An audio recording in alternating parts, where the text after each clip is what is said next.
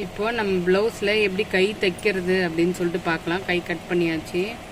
கை தைக்கிறது எப்படின்னா, ஃபஸ்ட்டு வந்து நம்ம இதை தச்சு வச்சுக்கணும்.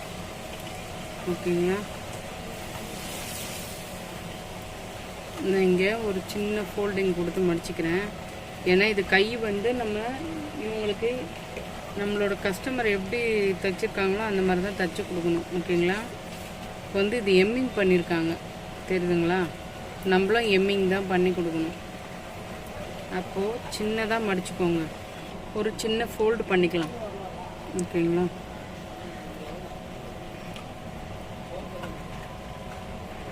இது கரைன்றதுனால நம்ம இப்படியே வந்து தச்சிடலாம்.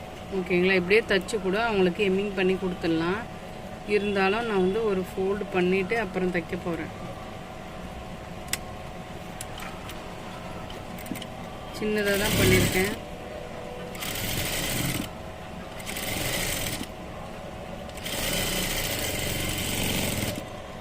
நெக்ஸ்ட்டு இந்த கையிலையும் நம்ம சின்னதாக ஒரு ஃபோல்டு போட்டுடலாம்.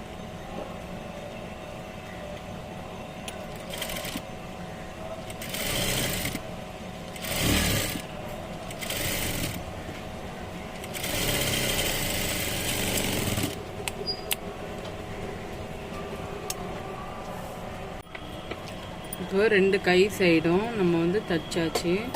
ஓகேங்களா? இப்போ நம்ம இது வந்து இப்படியே பிகினர்ஸ்க்கு வந்து கொஞ்சம் கஷ்டமாக இருக்கும், அதனால் சொல்கிறேன். இப்போது இந்த இடம் இருக்குது இல்லைங்களா, நமக்கு தேவையான அளவு இப்போ கட்டிங் வச்சுருக்கேன் இல்லையா, அந்த அளவு வரைக்கும் மடித்து, ஓகேங்களா, பெரிய தையலாக போட்டுக்கோங்க. அதாவது இப்போ நம்ம நார்மல் தையல் வந்து 2.5 வச்சு தைக்கிறோம். ஓகேங்களா? இப்போ நான் இதுக்கு பெரிய தையல் வந்து ஒரு 4.5 அந்த மாதிரி செட் பண்ணிக்கிறேன். 4.5 அந்த மாதிரி செட் பண்ணிவிட்டு தச்சுக்கலாம். நெக்ஸ்ட் நம்ம எம்மிங் பண்ணும் போது இதை பிரித்து விட்டுடணும். ஓகேங்களா? அப்போது பிக்னஸாக இருக்கிறவங்களுக்கும் சரி, நார்மலாக தைக்கிறவங்களுக்கு ஈஸியாக இருக்கும். பாருங்கள், பெரிய தையல் வச்சு நான் தைச்சிருக்கேன். இதே சேம் கலரில் நூல் இருக்கிறதுனால தெரியுதா தெரியலையான்னு தெரியல. ஓகேங்களா? நார்மல் இந்த தையலுக்கும் இந்த தையலுக்கும் உங்களுக்கு டிஃப்ரெண்ட்டு தெரியணும். ஓகேங்களா? இது சின்னதாக இருக்கும், இந்த தையல் வந்து பெருசாக இருக்கும். நம்ம எம்மிங் பண்ணிவிட்டு ஃபுல்லாக எம்மிங் பண்ணிவிட்டு ப்ளவுஸில் அட்டாச் பண்ணி தைச்சிட்டு எம்மிங் பண்ணும் போது இந்த தையலை நம்ம பிரித்து விட்டுடலாம். ஓகேங்களா? இந்த கைக்கும் அதே மாதிரி தைச்சிக்கிறேன். பெரிய தையல் வச்சு தைச்சிக்கணும்.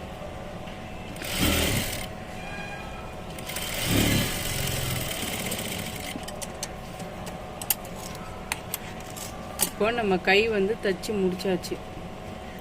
ஓகேங்களா? இந்த மாதிரி தச்சு எடுத்துக்கணும். ஓகே, நீங்கள் தச்சுக்கிறது வந்து இங்கே ஃப்ரண்ட்டு முதல்ல கட் பண்ணக்கூடாது. நான் உங்களுக்காக கட் பண்ணி காமிச்சேன்.